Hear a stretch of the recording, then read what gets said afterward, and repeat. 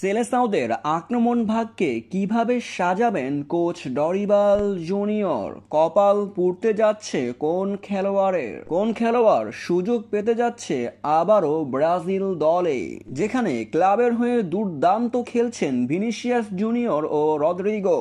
এবার রিয়াল মাদ্রিদে তাদের সাথে যোগ হয়েছে তরুণ সেন্সেশন অ্যান্ড্রে। ম্যান সিটিতে পেপ গার্দিওলার শিষ্য সাবিনহো জ্বলে উঠেছে, রাফিনহা জ্বলে উঠেছে বার্সেলোনার হয়ে।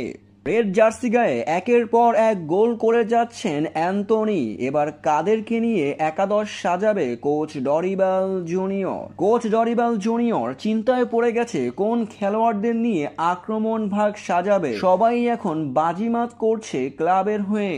অক্টোবরের উইন্ডোতে ব্যর্থতা ভুলে এবার ঘুরে দাঁড়াতে যায় 5 বারের বিশ্ব চ্যাম্পিয়ন্সরা। ব্রাজিলকে লড়াই করতে হবে চিলি ও পেরুর বিপক্ষে। এই দুই ম্যাচকে সামনে রেখে ব্রাজিলের আক্রমণ ভাগে জ্বলে উঠতে চায় কিছু খেলোয়াড়। তার মধ্যে উড়ন্ত ফর্মে আছে রাফিনহা।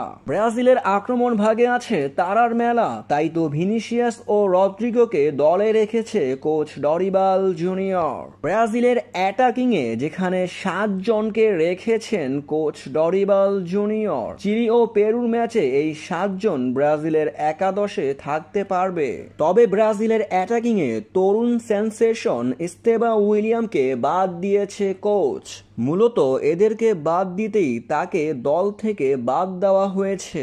ব্রাজিলের সম্ভবত ফরম্যাট হতে যাচ্ছে 4-3-2-1।